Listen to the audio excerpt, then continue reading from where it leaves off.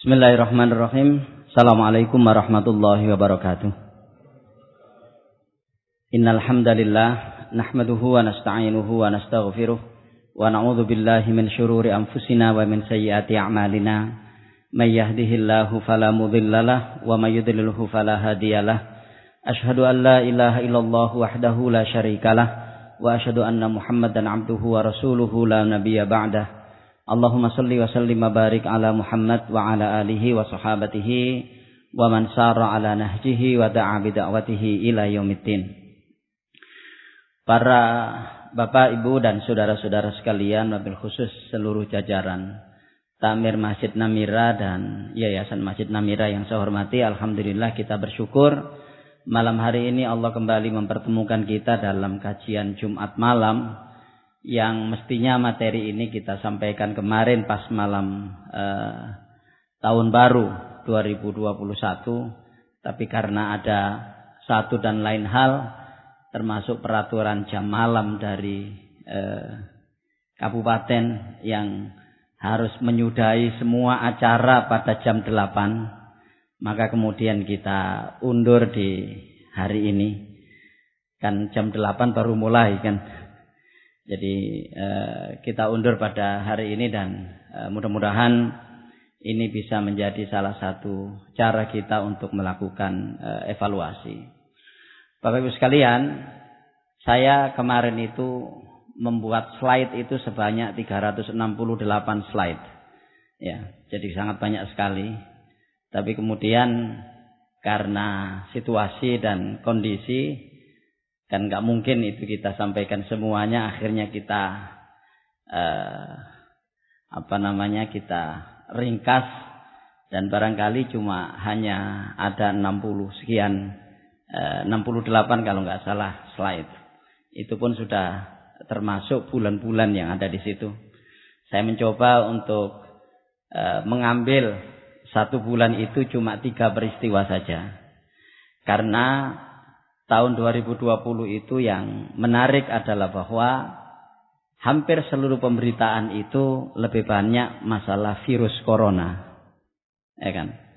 Nah, kemudian saya juga tidak terlalu banyak atau mungkin hanya ada beberapa saja berita tentang Indonesia, ya kan? Karena mungkin kita semuanya sudah mengetahui dan ini pun juga menurut pilihan saya dan mudah-mudahan bisa memberikan pencermatan kepada kita. Saya juga mencoba di tiap bulan kita merenungkan hadis atau ayat-ayat Allah Subhanahu wa taala begitu. Nah, baiklah kita mulai di bulan Januari, Bapak sekalian. Di sini kita lihat ayat Allah Subhanahu wa taala di surat Al-Hasyr ayat yang ke-18 dan 19. Di sana Allah Subhanahu wa taala berfirman, "A'udzubillahi minasyaitonir rajim. Ya ayyuhalladzina amanu taqullaha wal tandur nafsun ma qaddamat lighad wattaqullaha innallaha khabirun bima ta'malun. Wala takunu kalladzina nasullaha fa ansahum anfusahum ulaika humul fasiqun." Di ayat ini mungkin beberapa waktu yang lalu saya sudah sedikit pernah menyinggung bahwa ini adalah ayat satu-satunya di dalam Al-Quran di mana ada satu perintah yang diapit oleh 2 perintah takwa. Makanya saya kasih tebal itu ya, ittaqullahnya itu. Ya, saya kasih tebal warna hitam itu. Ya ayyuhalladzina amanu ittaqullaha wal tandur nafsun ma qaddamat lighad wattaqullah. Jadi perintah wal tandur nafsun ma qaddamat lighad itu diapit oleh 2 perintah takwa. Bertakwalah kalian kepada Allah dan hendaklah setiap jiwa melihat apa yang terjadi kemarin sebagai bekal untuk hari esok. Dan hari esok di sini maksudnya adalah hari akhirat atau hari kiamat, ya. Wattaqullah, dan bertakwalah kepada Allah. Ada satu tafsir yang bernama tafsir Al-Qurtubi, itu mencoba memberikan makna dari 2 takwa ini. Gitu. Jadi memberikan makna dari 2 takwa ini. Makna takwa yang pertama adalah at-taubatu lima madha minadz dzunub. Jadi makna takwa yang pertama adalah bertaubat atas dosa-dosa masa lalu. Dan makna takwa yang kedua, wattaqullah, di situ maknanya adalah ittiqaul ma'asi fil mustaqbal. Berusaha untuk menjauhi kemaksiatan-kemaksiatan di masa-masa yang akan datang.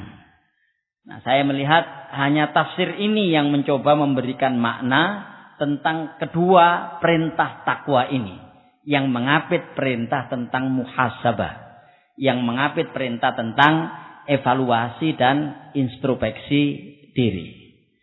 Nah, kalau tidak, maka innallaha khabirun bima ta'malun. Artinya kalau engkau tidak melakukannya, maka ketahuilah bahwa Allah Subhanahu wa taala itu Maha tahu atas apa saja yang kalian perbuat. Jadi tidak ada yang bisa luput dari dari pengawasan Allah Subhanahu wa taala dari seluruh amal yang kita lakukan, apakah itu amal kebajikan ataukah amal kejelekan. Nah, jangan seperti di ayat yang ke-19. Wala takunu kalladzina nasullaha fa ansahum anfusahum ulaika humul fasiqun. Dan jangan sekali-kali kalian seperti orang-orang yang melupakan Allah, yang karenanya kemudian Allah menjadikan mereka lupa terhadap diri mereka sendiri. Jadi ketika seseorang itu gagal melakukan evaluasi dan introspeksi dirinya, maka yang terjadi adalah Allah Subhanahu wa taala akan menjadikan orang itu lupa kepada dirinya.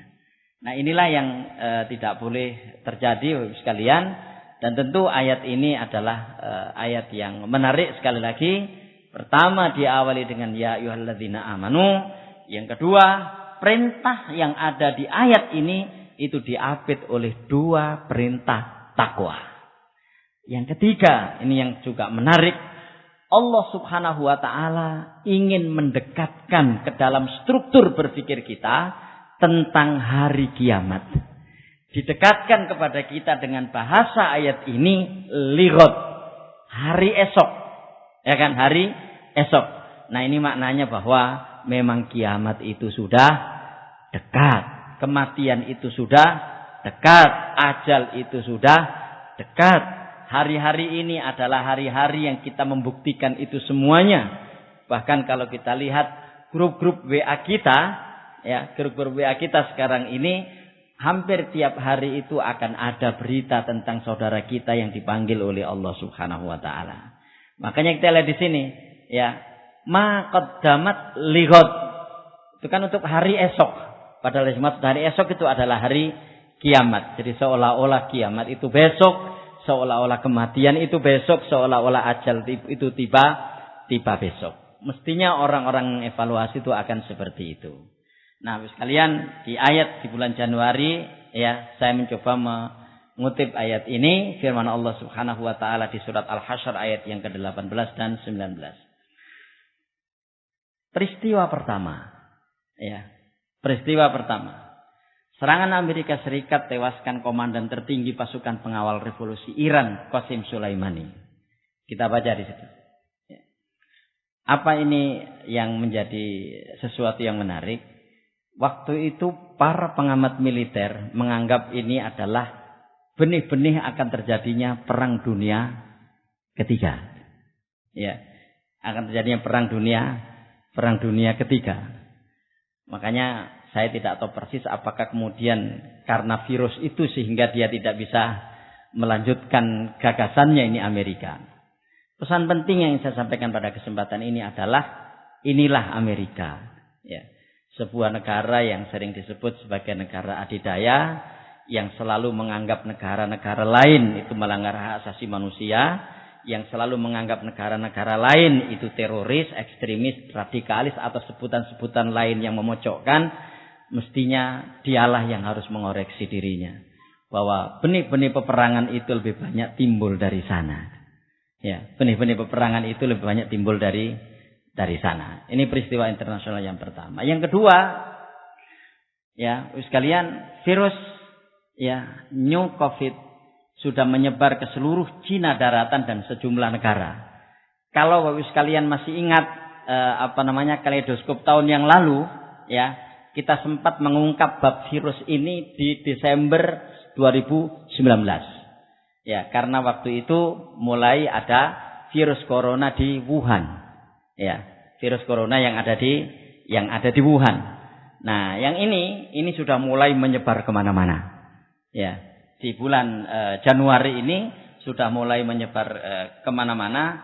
Bahkan di bulan Januari itu virus ini sudah menginfeksi sedikitnya 15 negara lain selain China. Ya. Baik, ini ya mungkin ada di antara kita yang mencermati tentang PBB menolak kesepakatan abad ini Amerika Serikat.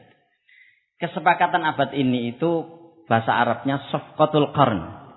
Sebuah kesepakatan yang dibuat oleh Amerika dan Israel untuk mencaplok Palestina. Pertama, ya ini kesepakatannya ini. Ya, kurang ajarnya. Kesepakatannya ini adalah bahwa mereka merebut Gaza. Sehingga orang-orang atau saudara-saudara kita yang ada di Palestina itu akan dipindah ke semenanjung Sinai. Kemudian mereka juga akan mencaplok tepi barat. Ya, mereka akan mencaplok tepi barat. Dan kemudian yang ketiga, sekalian, mereka akan menjadikan Yerusalem sebagai ibu kota Israel. Ya, sebagai ibu kota Israel. Ya, ini tentu sebuah pelanggaran internasional. Ya, tapi itulah yang mereka lakukan. Sehingga perlahan-lahan negara Palestina itu akan hilang di negerinya sendiri. Ya, perlahan-lahan Palestina ini akan hilang di negerinya sendiri. Pada bulan Oktober 2018, ya, saya itu sempat ke sebuah negara yang bernama Chili di Amerika Latin.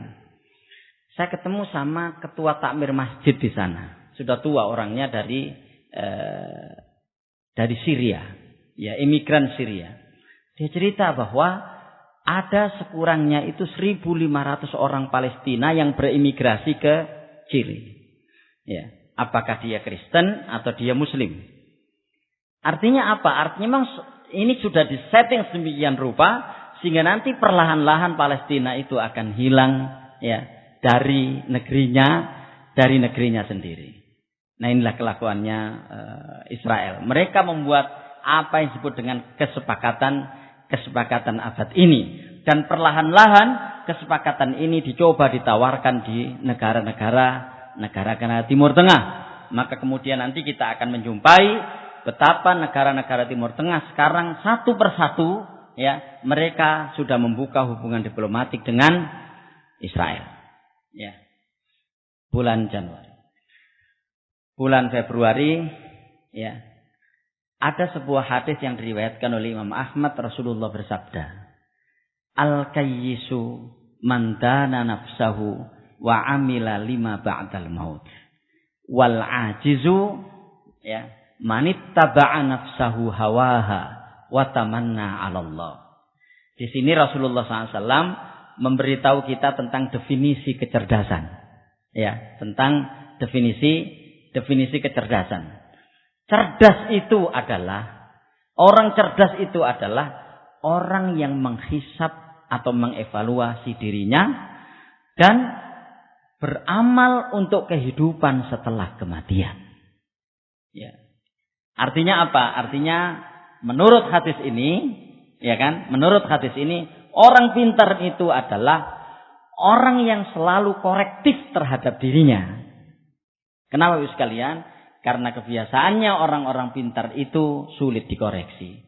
Kepintarannya itu sudah menjadi sebuah kelebihan, dan karenanya kemudian dia tidak perlu lagi untuk mengoreksi dirinya, dan kemudian dia mengatakan tidak ada kekurangan-kekurangan yang dia miliki. Nah, kita tidak boleh seperti itu. Al-kayyisu, kata Rasulullah, orang yang cerdas itu adalah man dana nafsahu wa amila lima ba'dal maut. Wal ajizu man ittaba'a nafsahu hawaha wa tamanna 'ala Allah. Dan orang yang lemah adalah orang yang selalu memperturutkan hawa nafsunya dan selalu berangan-angan kepada Allah.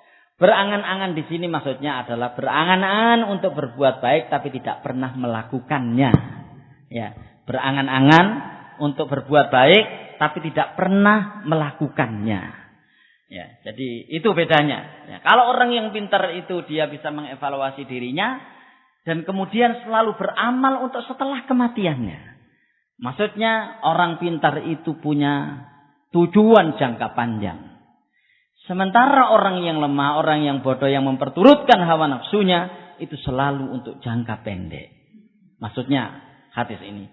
Artinya Bapak sekalian, ya orang-orang yang memperturutkan hawa nafsunya, maka perlu kita ketahui bahwa hawa nafsu itu selalu untuk kepentingan jangka pendek.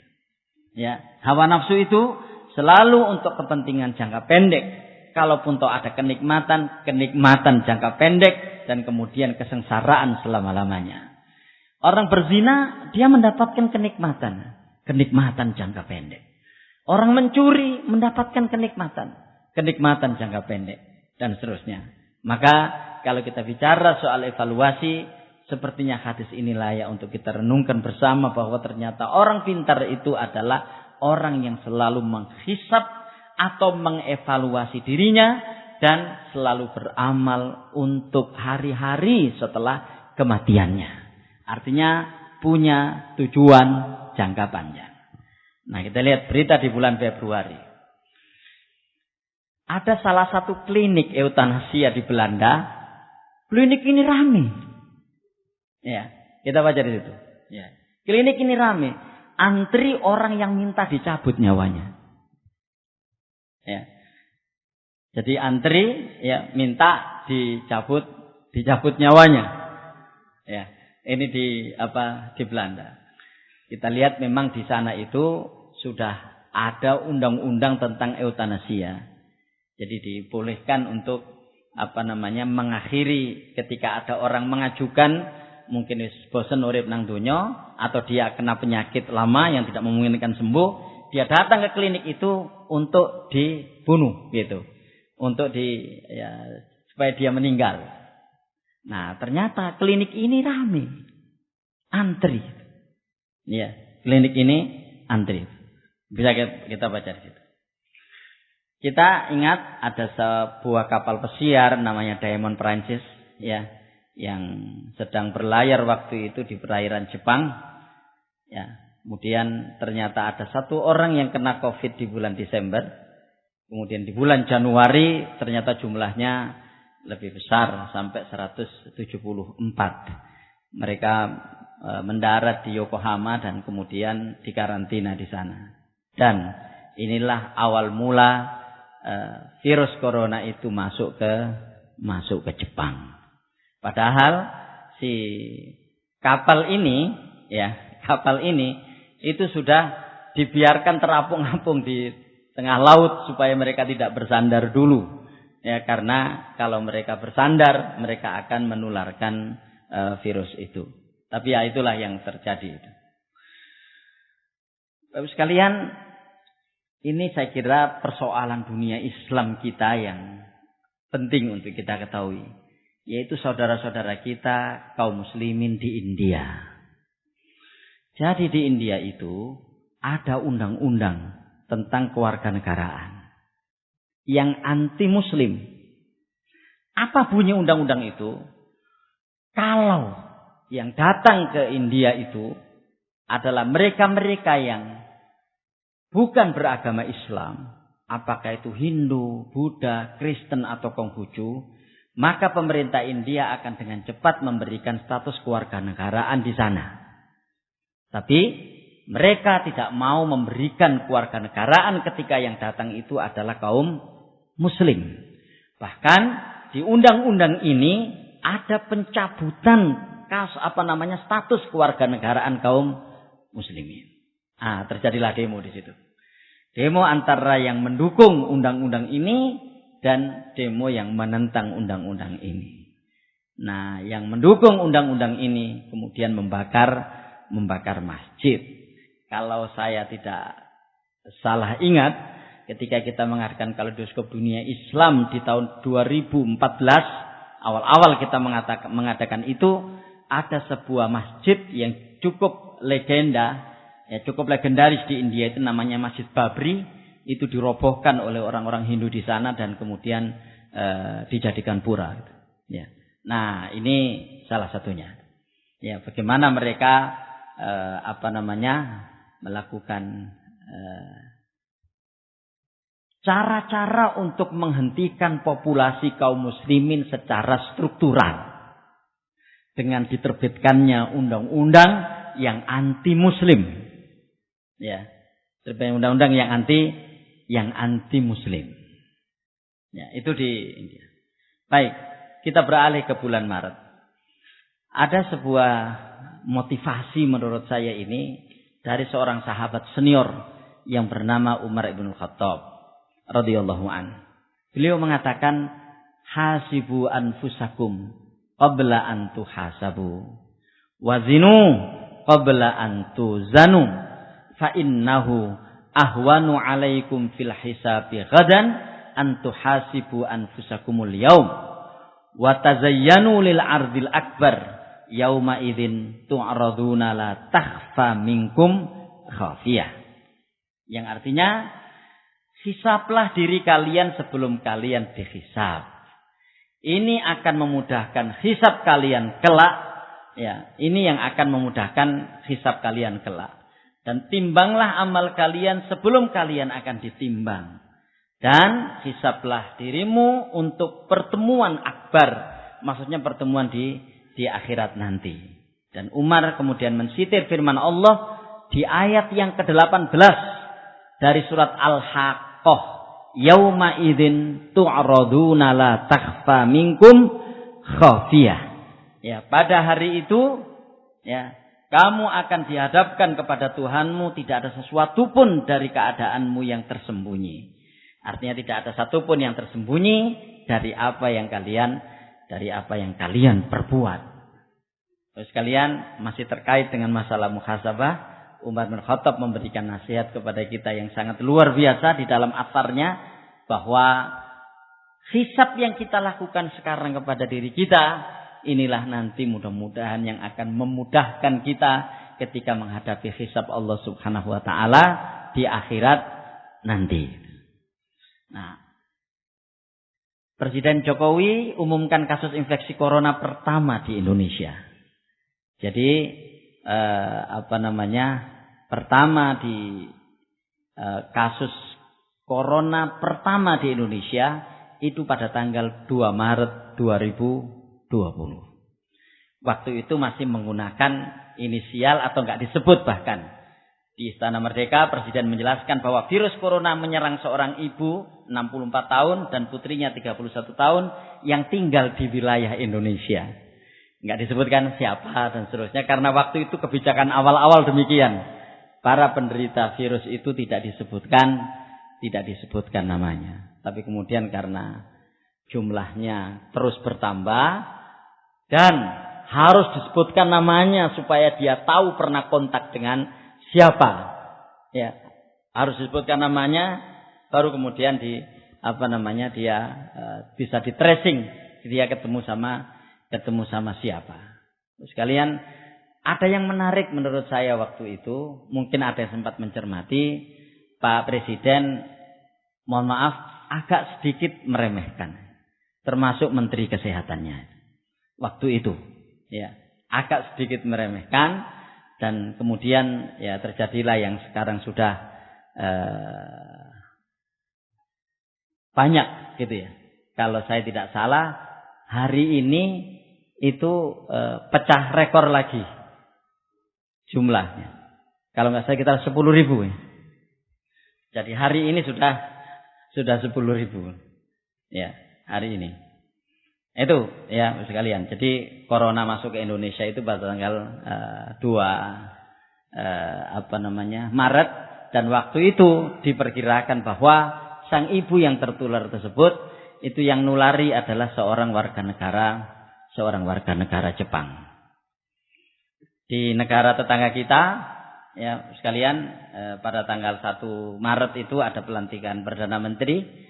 Karena Perdana Menteri Mahathir Muhammad mundur.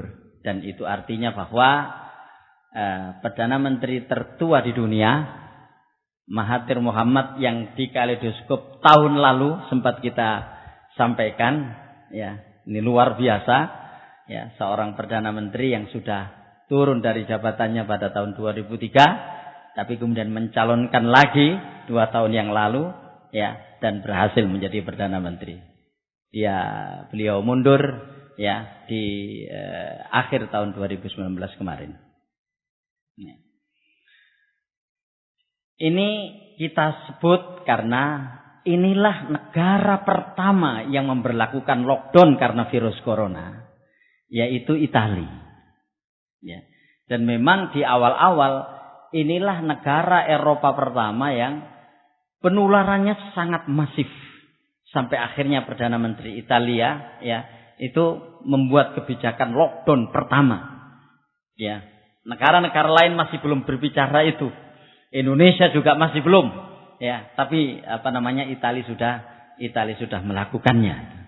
Ya, Italia sudah melakukannya. Bahkan sekalian memang ada yang menarik di Italia itu karena orang-orang Italia itu suka kongko-kongko memang di malam hari dan seterusnya. Ya, akhirnya mungkin itu salah satu sebab kenapa penularan itu begitu masif.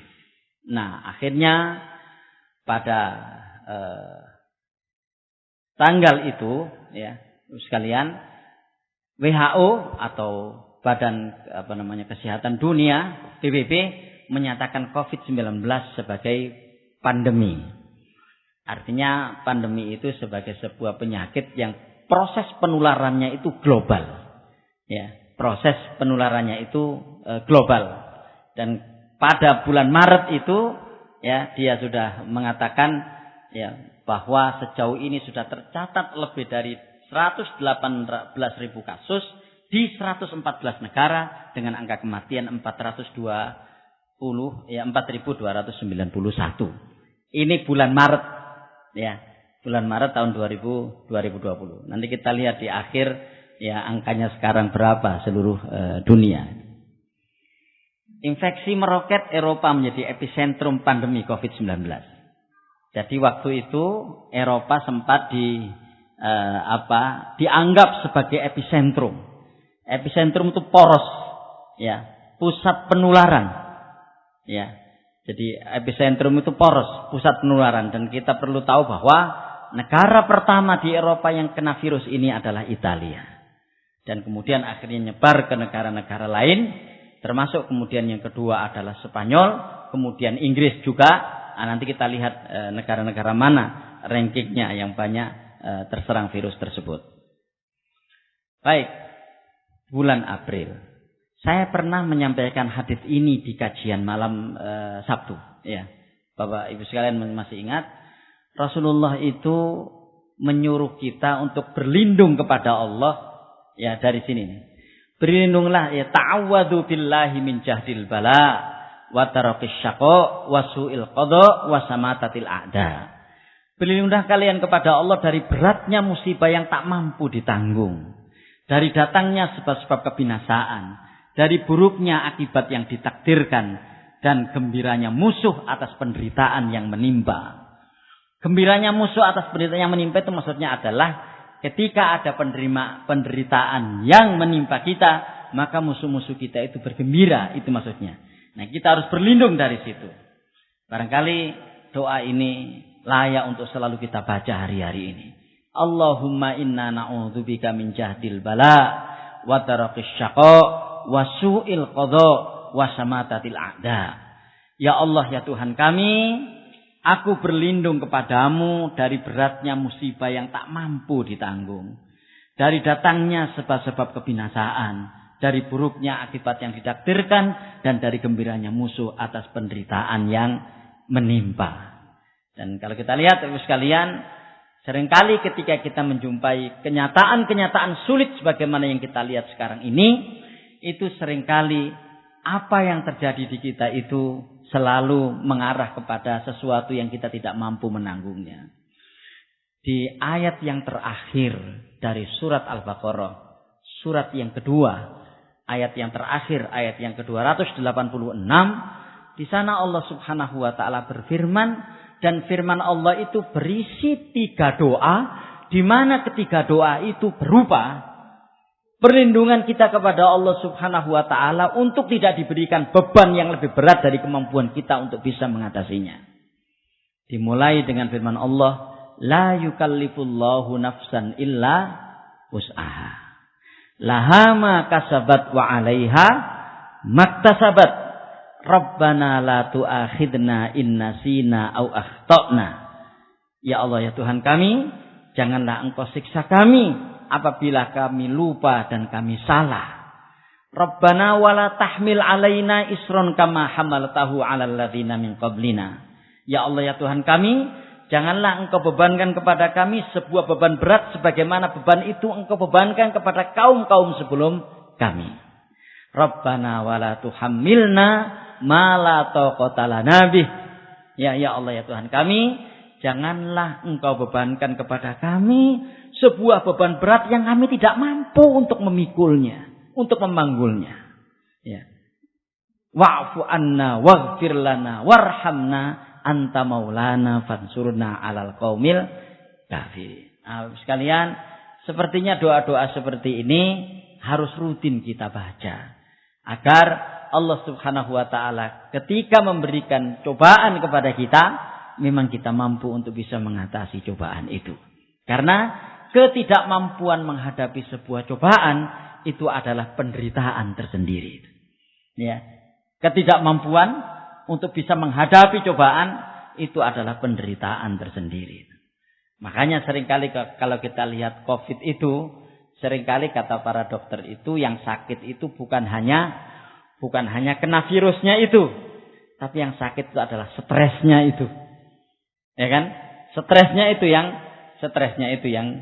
sakit, bahkan terkadang stres karena COVID itu lebih menyakitkan dibanding COVID-nya itu sendiri. Kenapa? Karena kita sekarang ini menghadapi sebuah virus yang manakala orang kena virus itu pasti dia akan merasa mendapatkan hukuman sosial. Itu persoalannya. Ya, gak oleh kembuluwo, ya, di karantina, ketika di rumah sakit nggak boleh ada yang nungguin, ya, dan seterusnya. Itu kan stres tersendiri sesungguhnya itu. Nah, doa-doa itu penting kita panjatkan kepada Allah Subhanahu wa taala agar Allah tidak memberikan beban berat yang kita tidak mampu untuk memikulnya. Ini peristiwanya. Bayangkan ya, sebuah pasar makanan, ya, gudang pasar makanan terbesar di Perancis diubah menjadi kamar mayat. Ya, saking banyaknya orang-orang yang terkena kasus itu dan kemudian meninggal. Nah, sekalian lihat bagaimana penderitaan itu sampai kepada sebuah titik kulminasi yang orang tidak mampu untuk bisa menyelesaikannya. Ya.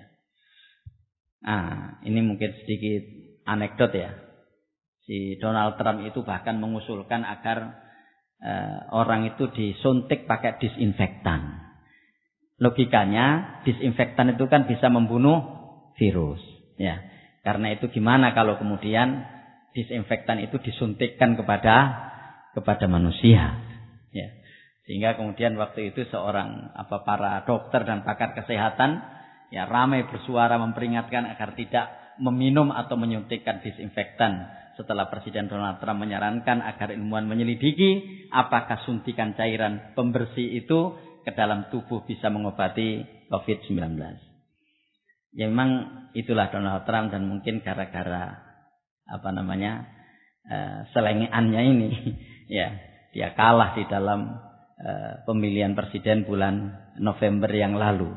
Yang nanti saya akan ungkap satu aja peristiwanya, bahwa dia mengakui kemenangan lawannya, tapi kemudian dia tidak mau mengakui bahwa pemilihan itu adalah pemilihan yang curang gitu. Ya. Cina menolak penyelidikan asal coronavirus penyebab COVID-19.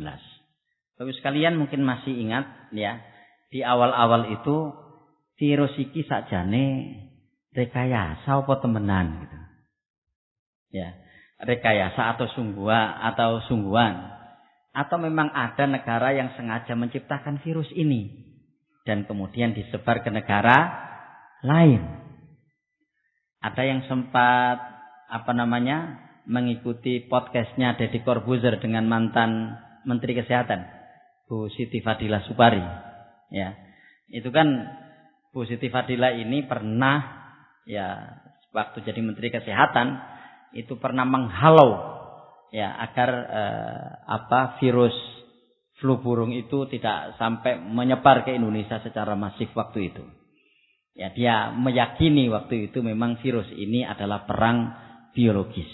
Cuma Bu Siti Fadila di situ ada dugaan bahwa yang melakukan ini adalah Amerika. Negara-negara barat menduga yang melakukan itu adalah China. Karena itulah kemudian seorang diplomat tinggi Cina, Chen Wen, mengatakan kepada BBC bahwa tuntutan bermotif politik dan akan mengalihkan Cina dari fokus memerangi wabah. Kenapa? Karena awalnya Perdana Menteri Australia Scott Morrison mengatakan dia akan mendorong dilakukan investigasi dalam pertemuan rutin tahunan World Assembly, otoritas pembuat keputusan di WHO. Australia menduduki kursi eksekutif dalam dewan tersebut. Maksudnya apa? Maksudnya Australia waktu itu yang mendorong negara-negara lain agar melakukan investigasi. Tapi Cina menolak. Kalau kita lihat di awal-awal itu kan corona ini muncul di sebuah pasar basah yang ada di Wuhan.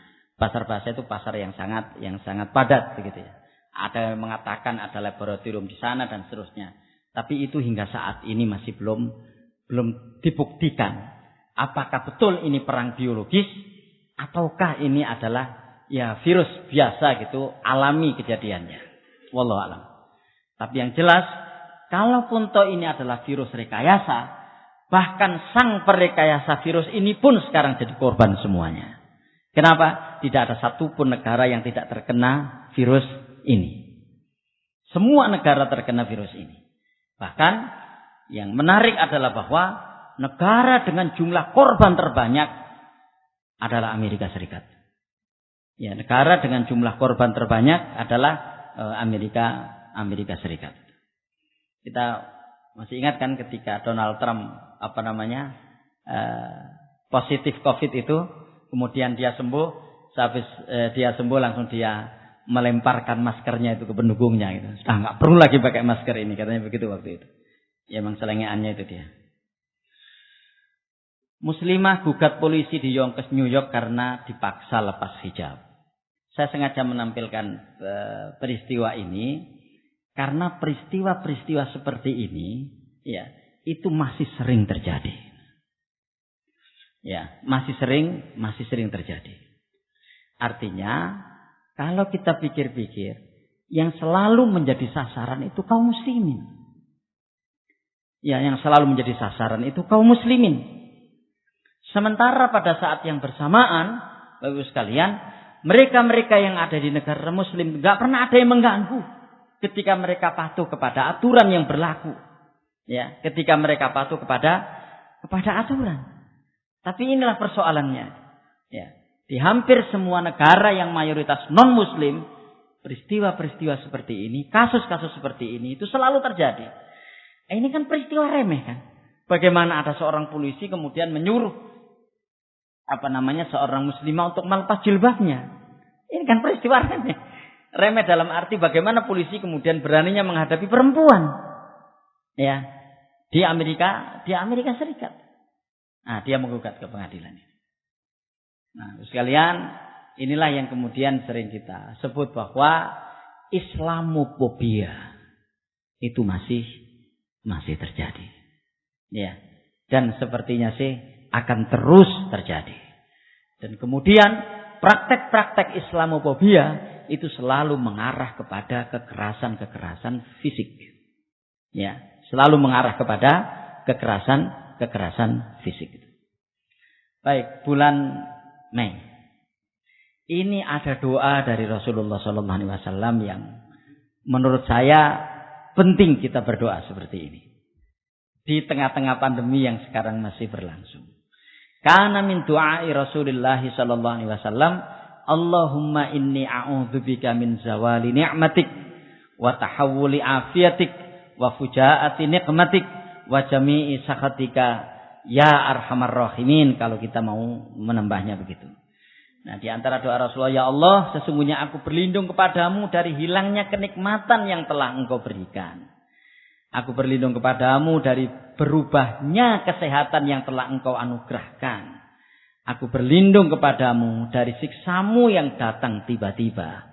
Dan aku berlindung kepadamu dari segala kemurkaanmu. Lihat, ya, 4 poin ini saya kira penting kita berlindung kepada Allah Subhanahu wa taala di sana itu. Pertama, berlindung kepada Allah dari hilangnya kenikmatan. Yang kedua, berlindung kepada Allah dari berubahnya kesehatan. Yang ketiga, berlindung kepada Allah dari siksanya yang tiba-tiba. Dan berlindung kepada Allah dari semua yang menyebabkan Allah Subhanahu wa taala murka.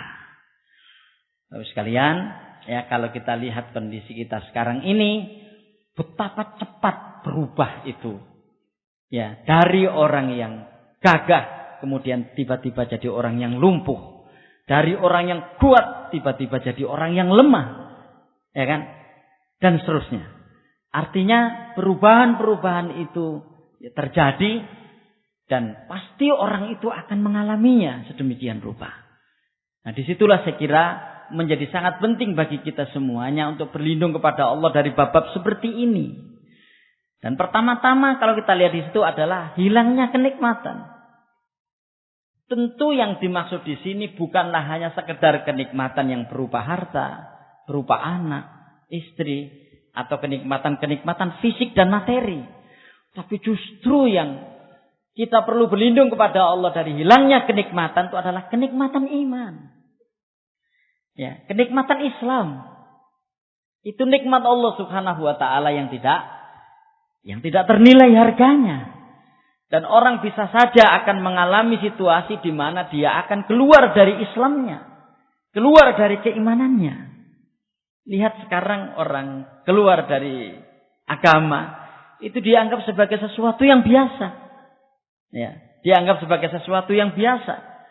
Dan itu yang tidak boleh terjadi. Nah, apa yang terjadi di bulan Mei?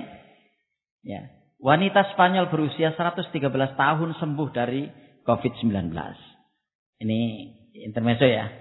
Jadi orang sangat tua, usianya 113 ya tahun, tapi dengan izin Allah Subhanahu wa taala tentu ya dia masih bisa sembuh. Nah, kenapa ini perlu saya angkat? Karena sebagian besar gitu ya, yang terserang virus ini adalah orang-orang tua seperti kita ini yang 50 tahun ke atas. Meskipun sudah mulai banyak juga yang di 50 tahun ke bawah. Tapi paling tidak ya, virus ini mungkin angkanya kecil dibanding dengan yang tua-tua itu yang menyerang masa-masa usia produktif. Tapi ya kita nggak tahu sekalian betapa banyak anak-anak muda yang kemudian terkena ini. Nah, yang menarik ini adalah bahwa usia 113 tahun tapi dia masih bisa sembuh dengan izin Allah Subhanahu wa taala. Nah, ini kan lagi. Ini ada seorang relawan kemanusiaan Italia yang masuk Islam. Ya. Jadi dia ini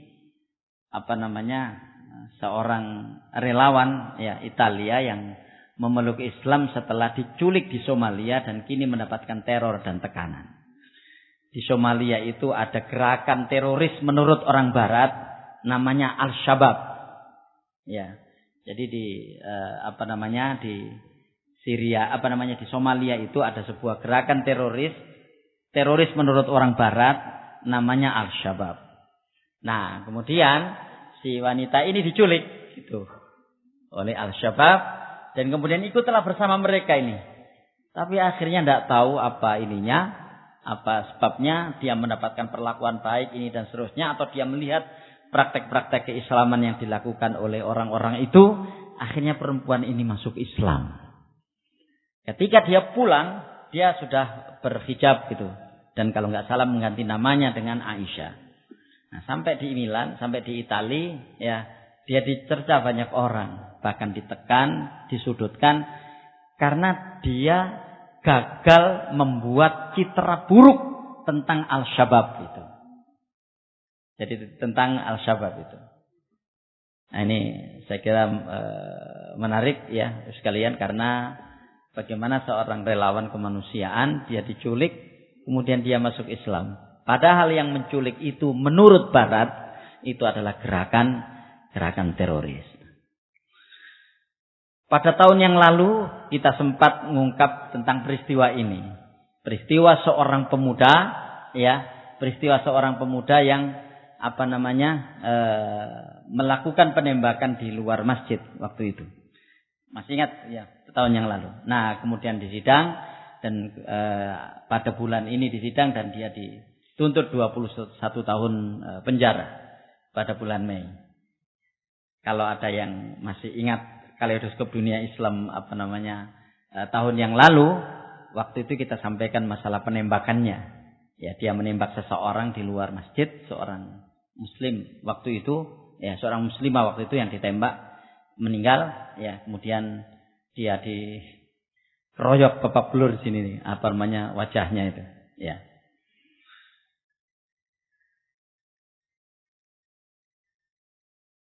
Baik. Bulan Juni. Kalau kita ingin berdoa karena virus, ya, berdoa kepada Allah supaya dijauhkan dari virus, mungkin doa ini layak untuk kita baca. Ya. Di dalam hadis riwayat Imam Abu Dawud, Rasulullah mengajarkan doa begini. Allahumma inni a'udzubika minal barus wal junun wal judam wa min sayyi'il asqam. Ya Allah, aku berlindung kepadamu dari penyakit belang. Belang itu apa ya? Kayak pelongko begitu. Cuma dia sakit. Kemudian dari penyakit gila, dari kusta dan penyakit-penyakit yang buruk. Ya. Jadi ini hadis riwayat Imam Abu Dawud. Ya, mungkin kita bisa selalu membaca doa ini wabil khusus di tengah pandemi. Sekalian menarik karena pada bulan Juni itu sudah ada satu negara yang berhasil bebas dari penyakit Covid. Ya. Negara itu adalah Selandia Baru. Ya, jadi dia sudah mempersilahkan warganya untuk bebas, tapi perbatasan-perbatasan dengan negara yang lain masih ditutup. Ya, jadi dia pada bulan itu. Nah, persoalannya pada bulan Juli, itu ternyata ada seorang warga Selandia Baru yang kemudian pulang ke negaranya dari negara lain dan dia membawa virus gitu. Akhirnya menjadi tidak bebas lagi. Jadi kalau nggak salah cuma 2 bulan waktu itu, sudah dibebaskan sebagaimana biasa, udah nggak pakai masker, nggak pakai jaga jarak dan seterusnya, pertemuan dibebaskan, ya cuma 2 bulan. Setelah itu kemudian datang lagi orang dari Uni Emirat Arab kalau nggak salah, orang Selandia Baru dan pulang dari Uni Emirat Arab ke negaranya dan dia kemudian membawa virus itu dan terjangkit lagi Selandia Baru waktu itu.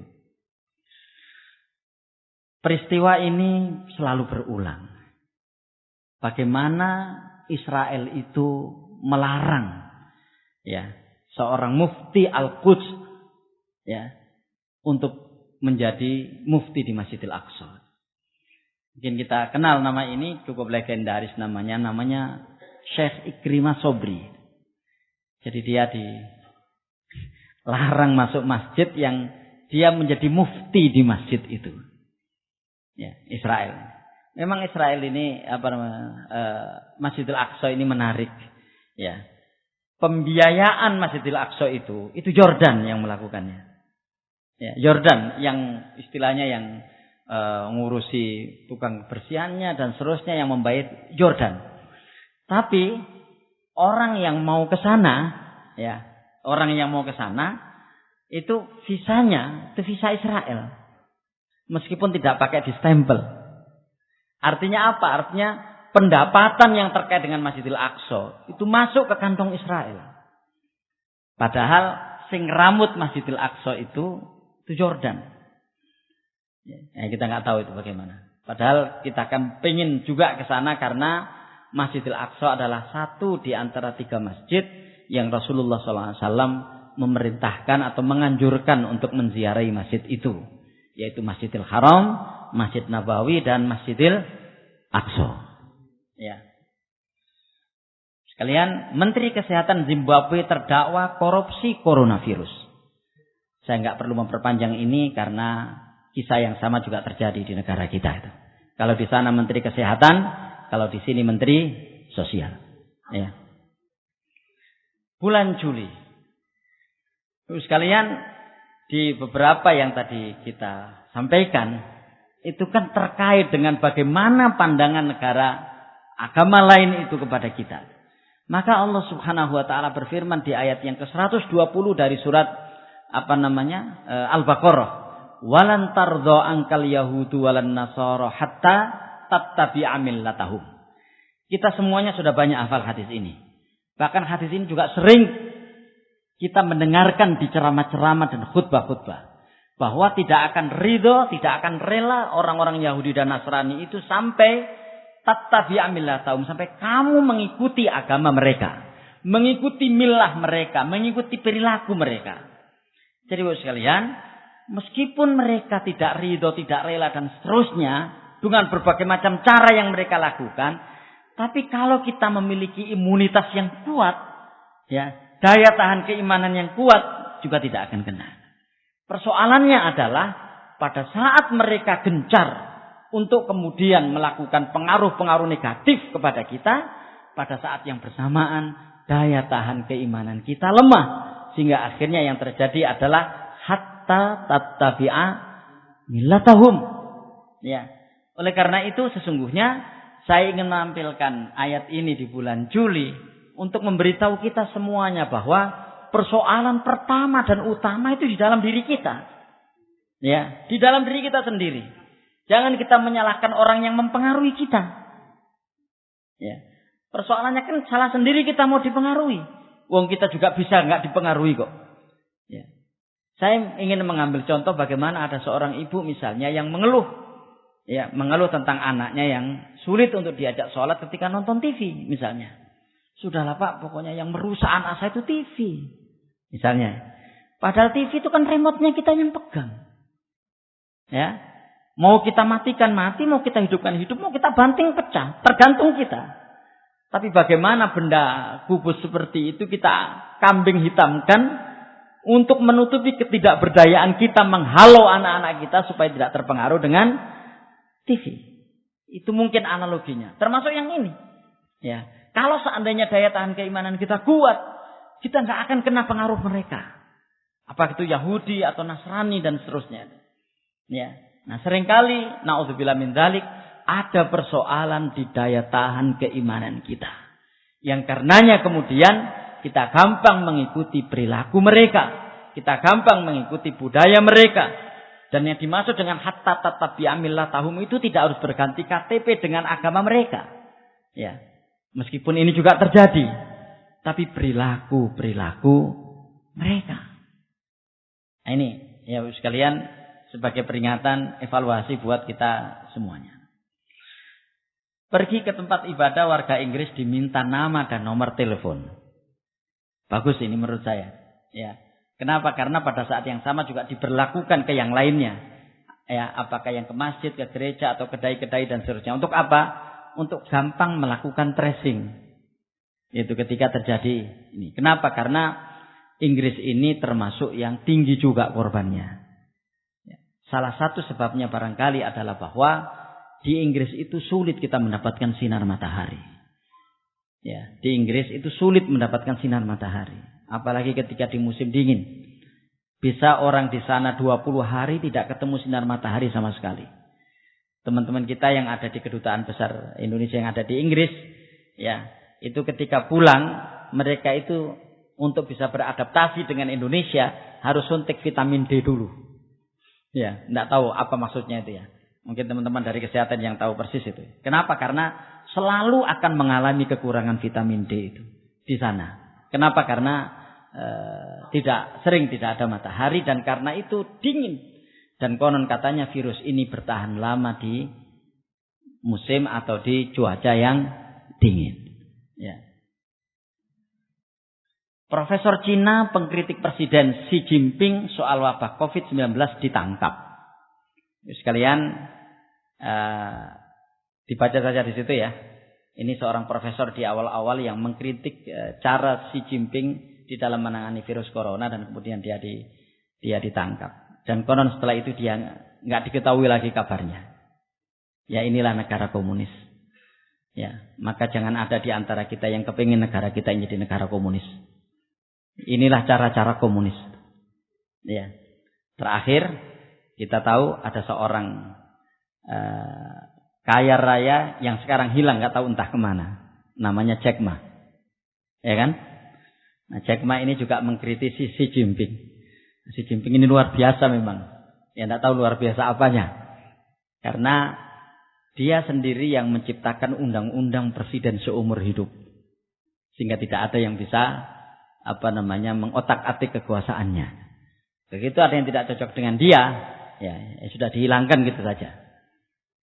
Makanya sekali lagi jangan ada yang kepingin negara ini menjadi negara komunis. Na'udzubillah. Dan kita akan bela habis-habisan negara ini agar jangan sampai negara ini menjadi negara komunis. Cukuplah peristiwa G30 SPKI itu sebagai sebuah pelajaran penting ya bagi kita semuanya. Ketika sebuah negara itu mengesampingkan agama, maka praktek-praktek yang tanpa ada pemeriksaan, praktek-praktek yang seenaknya sendiri itu yang akan terjadi nantinya. Penculikan, pengambilan, penembakan dan seterusnya. Ya, itulah negara komunis. Kita ingat peristiwa Tiananmen, ya, orang di berondong senapan di lapangan terbuka waktu itu tahun 1989 kalau tidak salah. Ya. Anggota Parlemen Eropa menggalang kekuatan menolak rencana pencaplokan tepi barat oleh Israel. Nah, ini yang yang kita bicarakan di awal tadi tentang kesepakatan abad ini, ya, bahwa Israel itu mau mencaplok tepi barat. Jadi kalau tepi barat kemudian Gaza itu sudah diambil oleh mereka, sudah habis. Kaum muslimin hanya tinggal di sebuah tempat namanya Ramallah dan itu kecil. Dan bisa saja kemudian setelah itu Ramallah juga akan diambil alih. Karena Ramallah ini rata-rata penduduknya itu cukup bisa diajak berkawan oleh Israel. Nah, kalau Gaza memang di sana ada sebuah kelompok namanya Hamas yang relatif sangat anti kepada Israel. Dan kemarin kalau tidak salah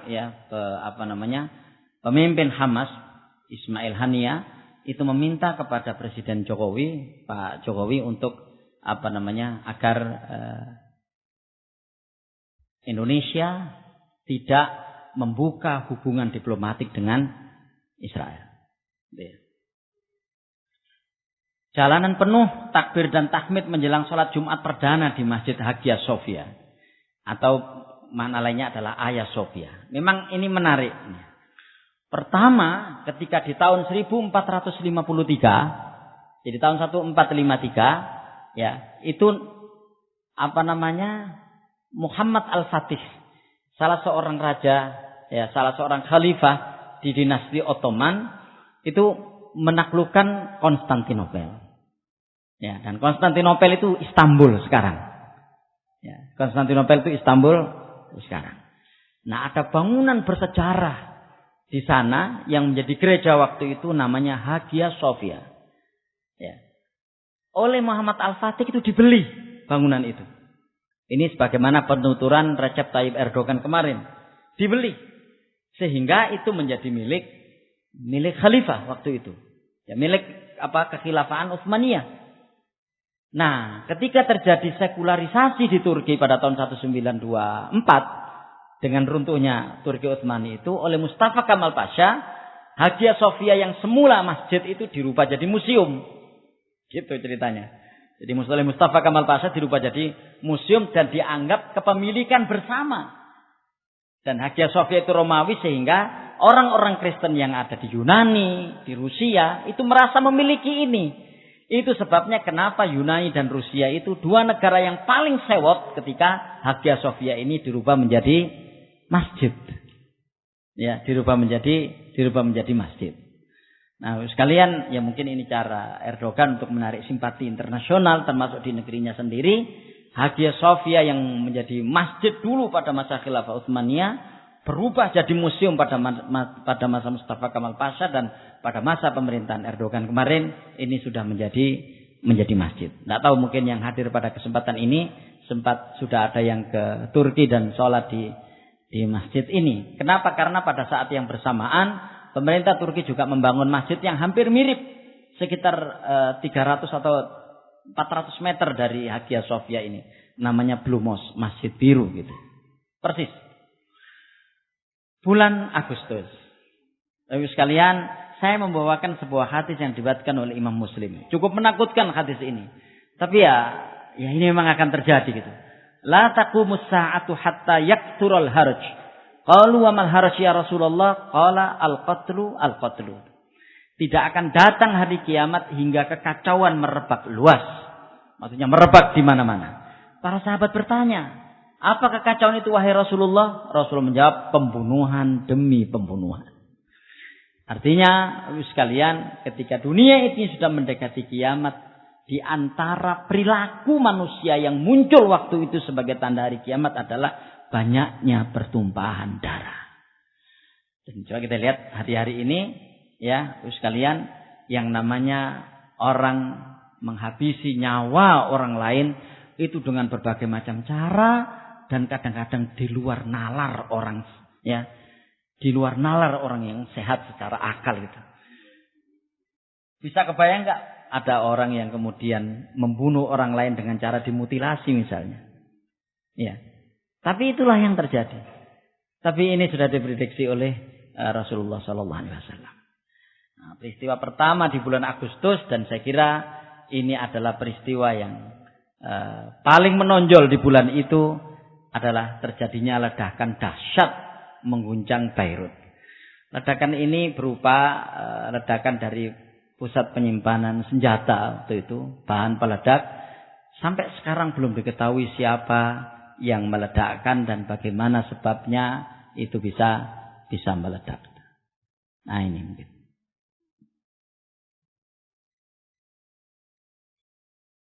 Kok enggak punya? Punya.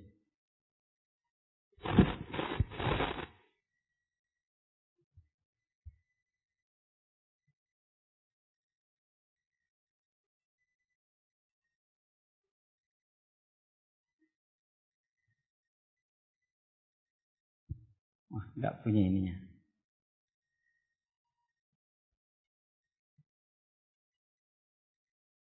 Sudah, itu tadi ledakannya, ya.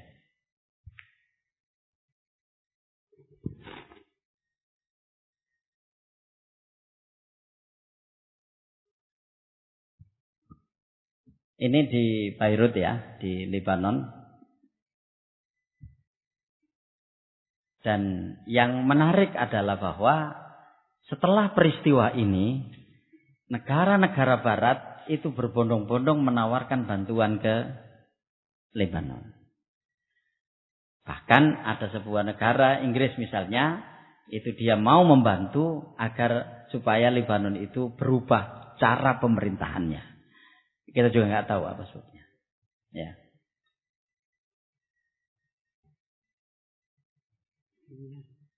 Apa? Filmnya ini.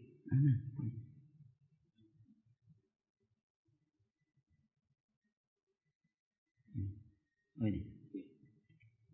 Sudah. Sini nggak sih? Dengar suaranya. Ini mesti. Kemarin bunyi.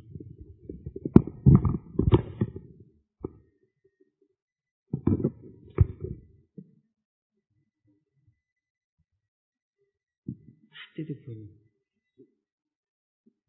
Ya baiklah, ya tidak bunyi.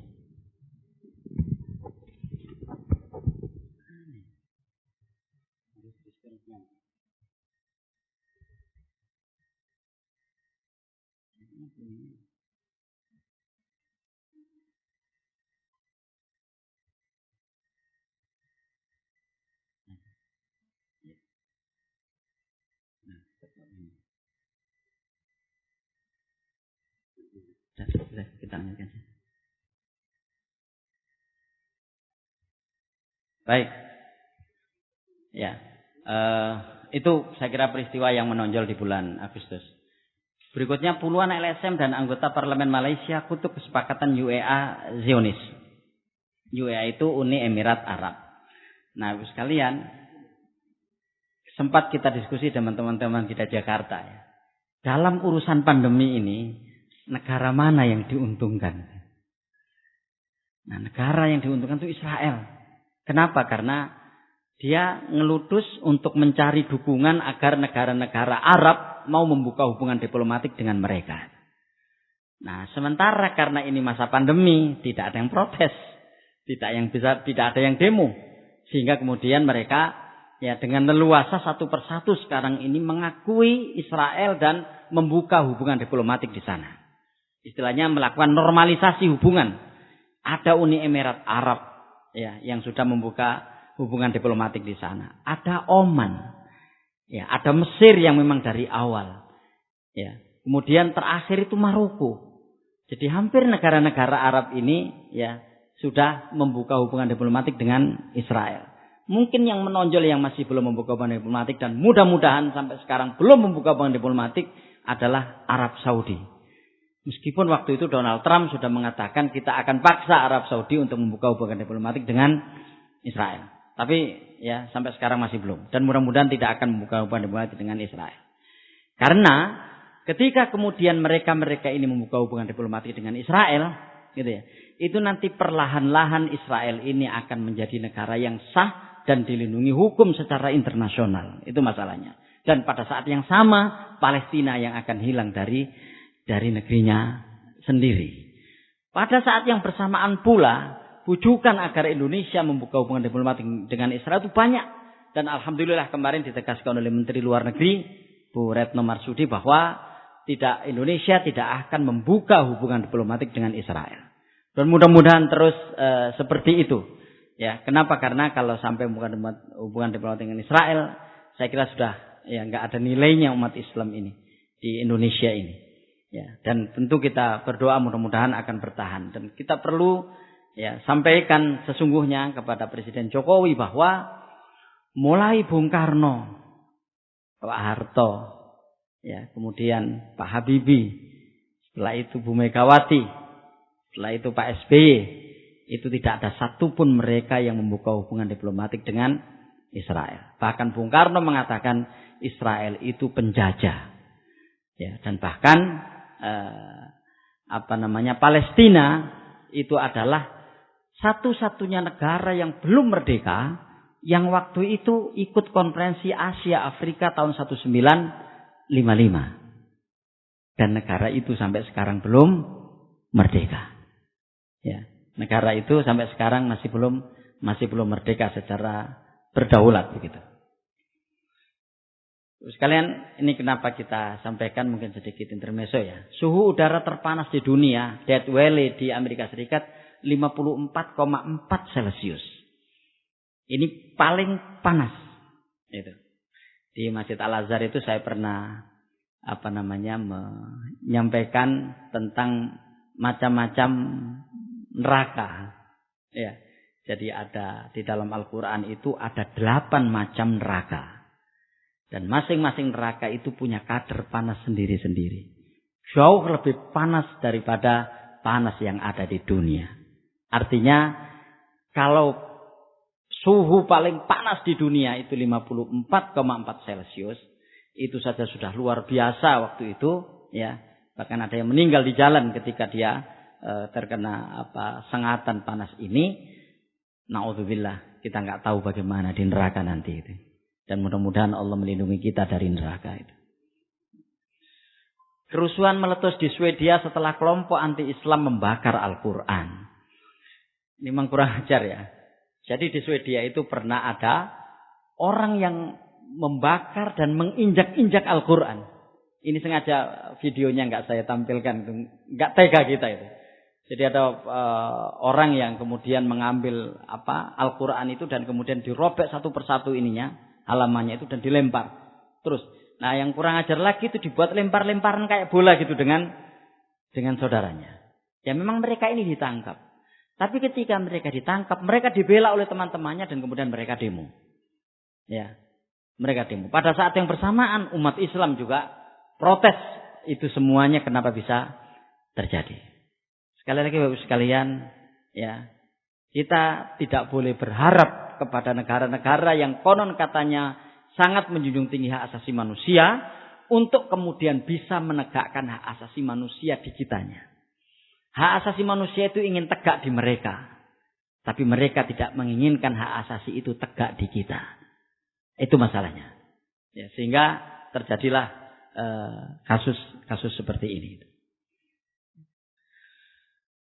Di bulan September, hadis riwayat Imam Ahmad ini saya kira penting menjadi pengetahuan kita tentang adanya berbagai macam krisis yang nanti akan terjadi. Ya. Jadi ini hadis dari Syaddad bin Abi Ammar Asy-Syami, ya, dari Auf bin Malik. Saya ringkaskan saja bahwa Auf bin Malik itu sebagai seorang sahabat itu ya, mengkhawatirkan 6 krisis itu. Kita cek satu persatu krisis apa itu. Pertama, imaratus sufaha. Imaratus sufaha itu kepemimpinan orang-orang bodoh. Jadi dia adalah krisis kepemimpinan. Wabai al-hukum, jual beli hukum. Ya. Berarti ini adalah krisis hukum. Sehingga hukum diperjualbelikan. Wa kasratus syurat, dan banyaknya aparat keamanan. Berarti ini krisis keamanan. Karena banyaknya aparat keamanan itu akan menunjukkan banyaknya kriminalitas. Dan karena itu perlu banyaknya aparat. Apakah kriminalitas murni ataukah kriminalisasi? Ya. Jadi apakah kriminalitas murni ataukah kriminalisasi? Dan itu sangat mungkin. Di negara-negara maju terjadi bab seperti ini. Mungkin juga di negara kita. Ya, adanya krisis keamanan. Kemudian waqati'atur rahim. Ya, orang yang suka memutus silaturahim. Krisis apa ini? Krisis sosial. Sekalian, kita jangan memandang remeh tentang silaturahim itu. Di ayat yang pertama dari surat An-Nisa, Allah Subhanahu wa taala berbicara tentang bagaimana mensejajarkan antara ketakwaan kepada Allah dengan menyambung silaturahim. Wattaqullaha alladzi tasaaluna bihi wal arham. Ya kan? Wal arham. Dan kalau kemudian yang banyak terjadi di kita, naudzubillah, mudah-mudahan bukan termasuk kita, orang-orang yang tega untuk melakukan pemutusan silaturahim, itu dosanya besar. Sampai ada hadis riwayat Imam Bukhari, Rasulullah bersabda, la yadkhulul jannata qati'atur rahim.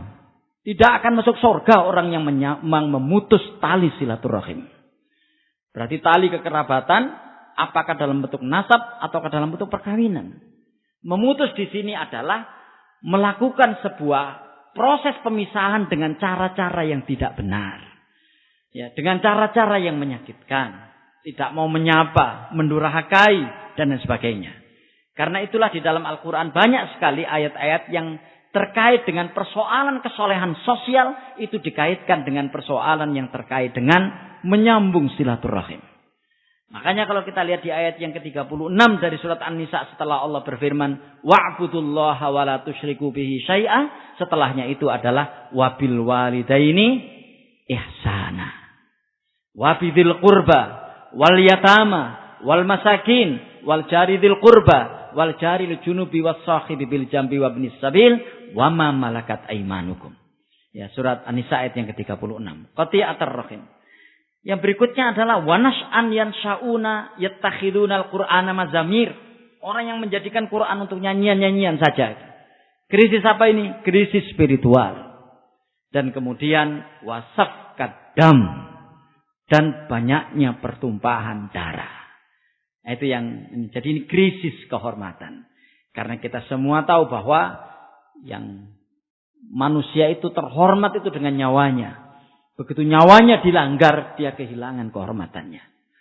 Nah, kita tidak tahu apakah krisis-krisis ini sudah terjadi ataukah belum. Mudah-mudahan belum terjadi. tapi sebagai sebuah bahan renungan kita untuk melakukan evaluasi, jangan-jangan ada poin-poin krisis seperti ini yang sudah terjadi. Jadi ingat, krisis kepemimpinan, krisis hukum, krisis keamanan, krisis sosial, krisis spiritual, krisis kehormatan.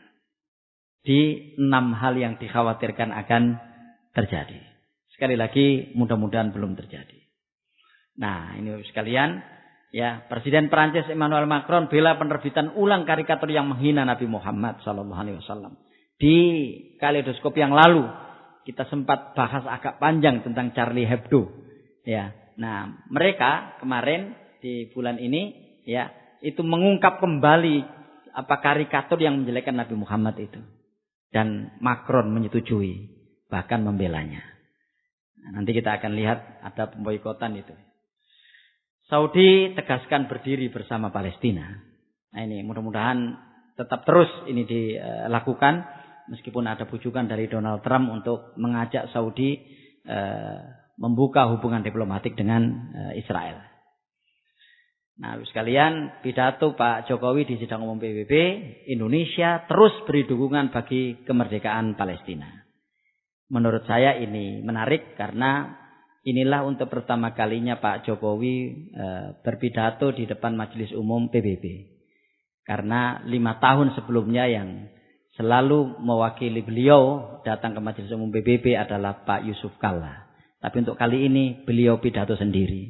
Itu pun secara virtual. Ya, artinya tidak datang ke New York di sidang umum PBB waktu itu.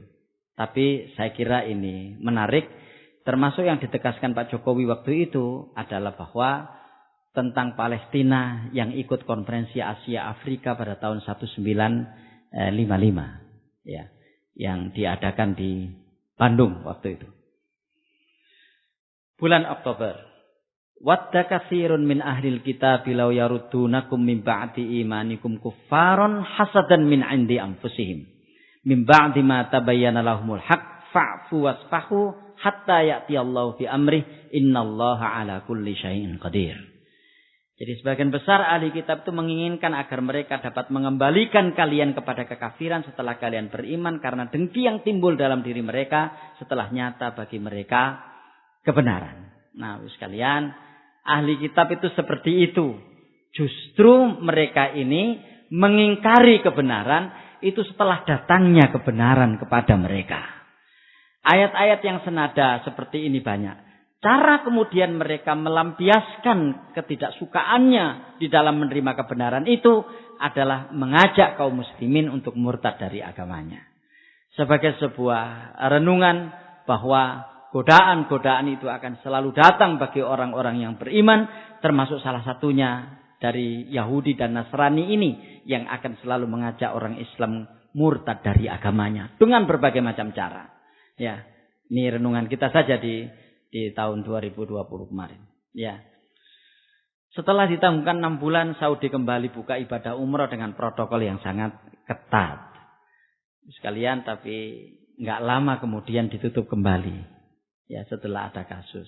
Bahkan Saudi itu pernah membuat kebijakan, insya Allah 1 Januari 2021 itu sudah tidak ada pembatasan lagi untuk bisa umroh ke Saudi, untuk bisa umroh ke ke Mekah dan Madinah itu. Tapi kemudian muncullah varian baru. Ya, varian baru yang ada di Inggris itu, ya, yang konon katanya tingkat penularannya 70% lebih cepat daripada virus sebelumnya. Akhirnya Saudi menutup kembali. Nah, coba kita lihat di orang yang sholat sekitar Ka'bah itu, ya. Orang yang tawaf di sekitar Ka'bah itu jarang, ya. Bahkan kalau tidak salah ada belasan orang jamaah umroh Indonesia waktu itu yang dikembalikan karena ketika nyampe di sana dan kemudian di swab random, ya, 10 di antara mereka positif dan akhirnya kemudian mereka dikembalikan. Ya memang agak rumit. Dan yang menarik ketika yang umroh ke sana itu begini, ya. Jadi untuk selama 9 hari atau 13 hari umroh, ya, dalam 9 hari atau 13 hari umroh itu cuma ada waktu 3 kali boleh ke masjid. Ya, 3 kali boleh ke masjid. Yang pertama ketika masuk umroh itu, yang kedua ketika umroh wada kalau dia mau melakukan wada gitu ya. Dan kemudian yang satu ini yang biasa datang itu. Nah, masing-masing orang dibekali chips. Ya, kartu. Yang kartu ini akan bisa digunakan untuk masuk ke masjid. Artinya kartu ini secara otomatis ini adalah waktu dia masuk masjid. Ketika kartu itu kemudian tidak bunyi atau tidak hijau berarti bukan waktunya masuk masjid. Jadi bayangkan sampai seperti itu ketatnya ya orang masuk masjid itu dibatasi.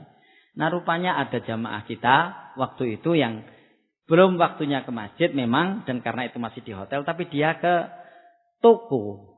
Nah ketika ketahuan ke toko akhirnya diswab dan kemudian ada 10 orang yang positif dan mereka dikembalikan ke Indonesia lagi. Wallah alam kita tidak tahu ini sampai kapan. Bahkan Kementerian Wakaf Arab Saudi yang mengurusi masalah haji juga demikian. Apakah 2021 atau 1442 Dzulhijjah nanti sudah bisa diselenggarakan ibadah haji sebagaimana tahun-tahun sebelumnya. Ataukah ya masih kayak tahun kemarin. Itu sampai sekarang masih belum tahu. Ya. Maryam, kita mungkin ada yang banyak mendapatkan ini ya di WA. Ya, Maryam relawan Perancis yang diculik ungkapkan bagaimana dia masuk Islam. Ya, jadi orang ini diculik oleh kelompok militan di Mali. Mali itu negara Afrika Tengah tapi agak ke barat. Kalau kita lihat di peta, Mali itu di atasnya Aljazair. Ya, Mali itu di atasnya Aljazair. Ibu kotanya Bamako. Negara ini mayoritas Muslim. Perbatasan dengan Senegal. Nah, kalau Senegal kita mesti kenal karena ada banyak pemain bola dari Senegal ya. Ya, dia diculik, tapi kemudian dia masuk Islam dalam penculikan itu. Dan inilah yang menjengkelkan Macron. Macron yang menjemputnya, ya. Waktu dia dibebaskan itu.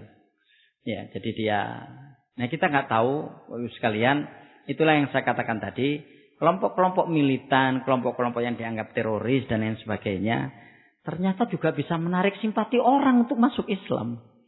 Harusnya ketika mereka ini diculik kan mereka merasa ya, bahkan di wawancaranya dia kepingin kembali lagi ke sana. Ya, agar bisa melakukan bantuan-bantuan kemanusiaan. Ya, bukannya malah takut gitu. Ini. Ya, demikianlah hidayah Allah Subhanahu wa taala, itu dia bisa datang dari mana saja, termasuk datang dari seorang penculik gitu ya, yang menjadikan dia kemudian masuk Islam. Nah, ini yang ramai kemarin, ya. Aqua juga ikut kena. Ya. Boikot produk Perancis diluncurkan setelah komentar Presiden Macron tentang Islam. Jadi dia menyebut ya ada yang dia sebut dengan separatisme Islam. Ini mengagetkan. Kenapa? Karena Prancis itu adalah negara yang paling banyak muslimnya di negara-negara Eropa. Bahkan kalau tidak salah dia ini sudah menempati nomor 2 ya terbesar setelah Kristen Protestan. Meskipun jaraknya agak jauh. Makanya kalau kita lihat di teman-teman yang suka bola di timnas Prancis, yaitu banyak muslimnya. Meskipun sebagian besar mereka adalah emigran, ya kan? Ada Hatim bin Arfa, ada Karim Benzema, ada Samir Nasri, ya. Dan nama-nama lain yang mungkin banyak kita tahu di timnas Prancis itu. Artinya mengagetkan atau aneh kemudian kalau Macron tiba-tiba menyebut Islam itu sebagai sebuah separatisme. Separatis itu kan kelompok yang jelek gitu ya. Nah di sini, karena itulah ramai kemudian akhirnya ya produk-produk yang dianggap buatan Prancis itu banyak yang diboikot gitu. Ya, cuma ya akhirnya yang kena termasuk salah satunya Aqua kalau nggak salah waktu itu ya, karena dia diproduksi oleh Danone. Ya, meskipun sesungguhnya kita sendiri ini juga jarang atau bahkan tidak ada yang menggunakan produk Prancis itu. Kenapa? Mahal-mahal.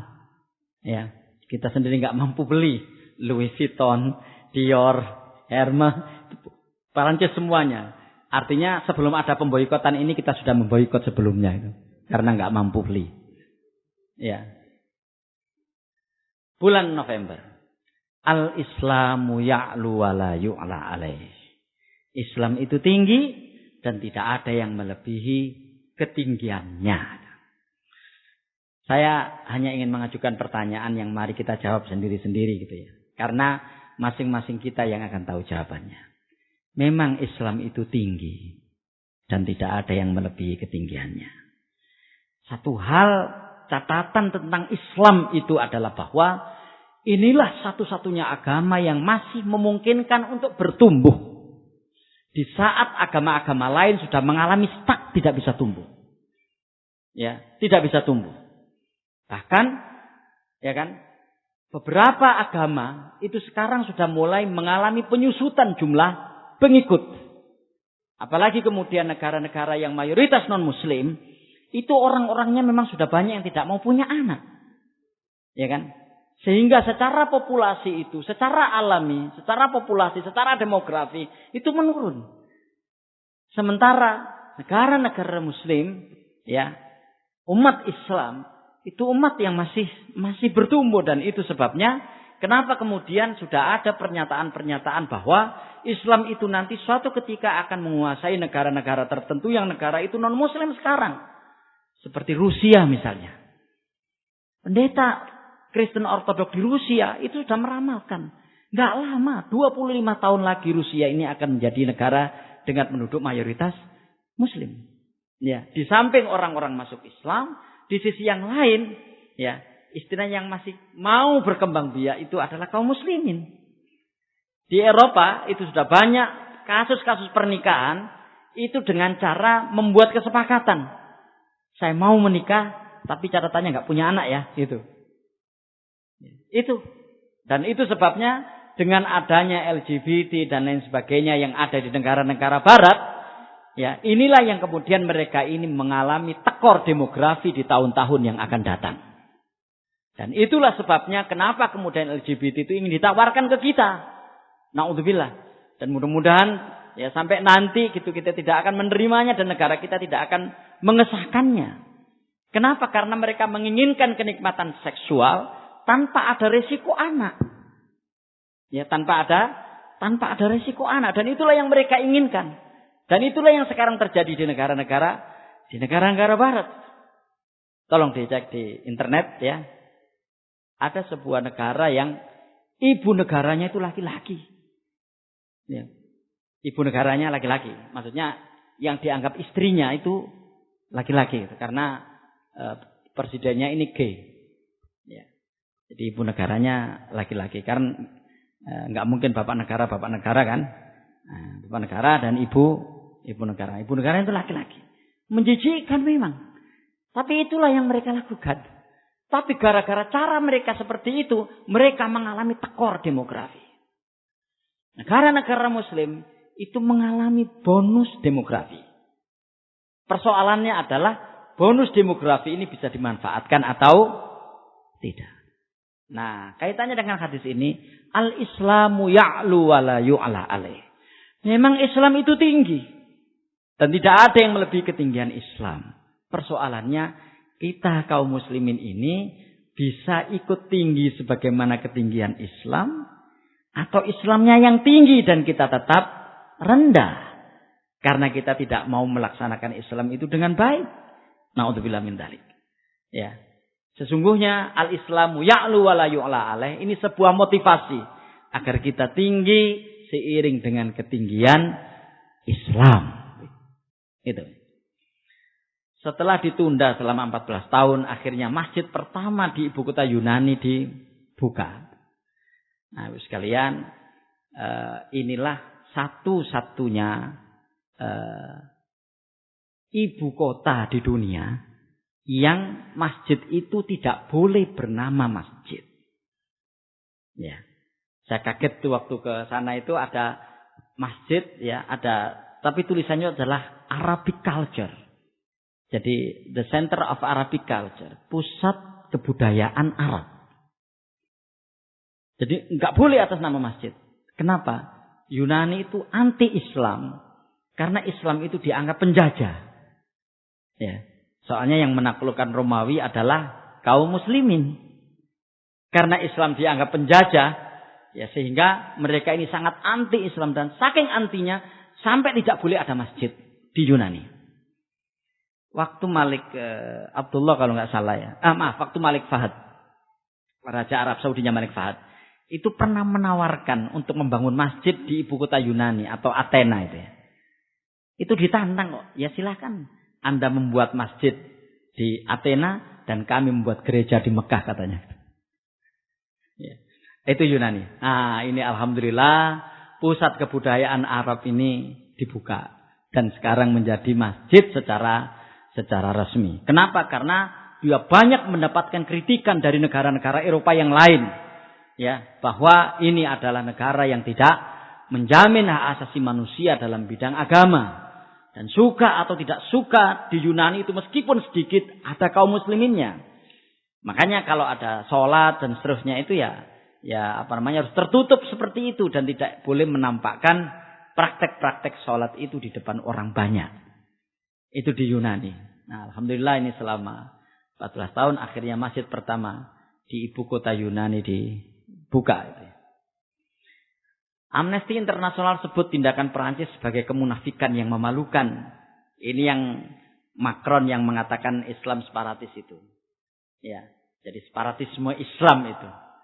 Padahal yaitu tadi bahwa yang ikut membangun Prancis ini juga kaum muslimin. Kenapa? Karena jumlah kaum muslimin di sana besar.